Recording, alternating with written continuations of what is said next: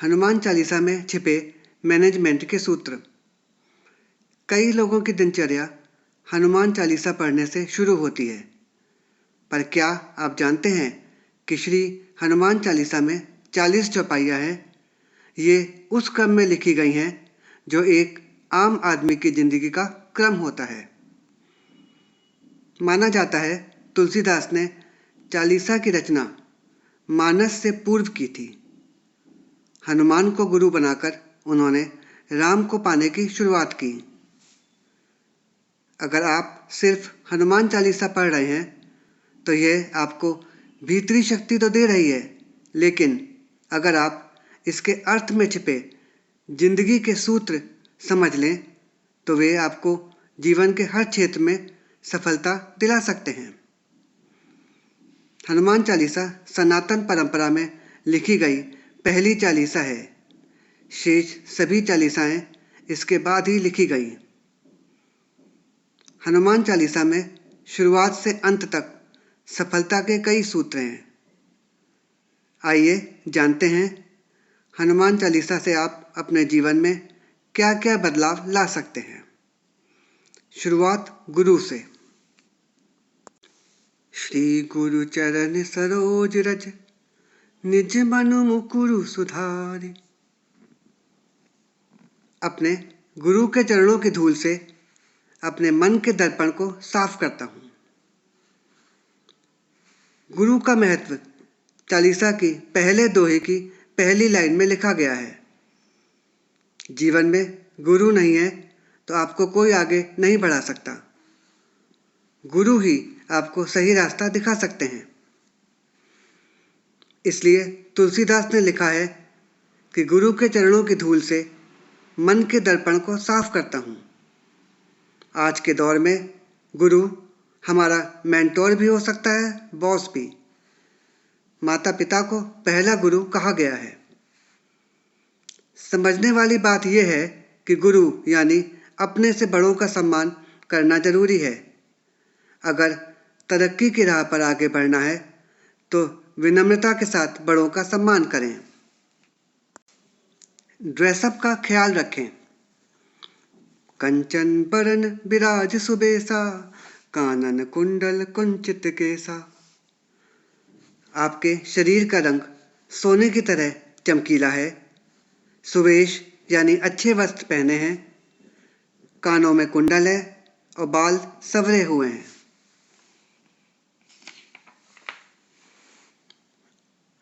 आज के दौर में आपकी तरक्की इस बात पर भी निर्भर करती है कि आप रहते और दिखते कैसे हैं। फर्स्ट इम्प्रेशन अच्छा होना चाहिए। अगर आप बहुत गुणवान भी हैं लेकिन अच्छे से नहीं रहते हैं तो ये बात आपके कैरियर को प्रभावित कर सकती है। इसलिए रहन सहन और ड्रेसअप हमेशा अच्छा रखें। सिर्फ डिग्री काम नहीं आती। विद्यावान गुणी अति चातुर, राम काज करिबे को आतुर। आप विद्यावान हैं, गुणों की खान हैं, चतुर भी हैं। राम के काम करने के लिए सदैव आतुर रहते हैं। आज के दौर में एक अच्छी डिग्री होना बहुत ज़रूरी है, लेकिन चालीसा कहती है कि सिर्फ डिग्री होने से आप सफल नहीं होंगे। विद्या हासिल करने के साथ आपको अपने गुणों को भी बढ़ाना पड़ेगा। बुद्धि में चतुराई भी लानी होगी। हनुमान जी में तीनों गुण हैं। वे सूर्य के शिष्य हैं, गुणी भी हैं और चतुर भी। अच्छा लिसनर बने। प्रभु चरित सुनबे को रसिया, राम लखन सीता मन बसिया। आप रामचरित यानी राम की कथा सुनने में रसिक हैं। राम, लक्ष्मण और सीता तीनों ही आपके मन में वास करते हैं। जो आपकी प्रायोरिटी है, जो आपका काम है, उसे लेकर सिर्फ बोलने में नहीं, सुनने में भी आपको रस आना चाहिए। अच्छा श्रोता होना बहुत ज़रूरी है। अगर आपके पास सुनने की कला नहीं है तो आप कभी अच्छे लीडर नहीं बन सकते।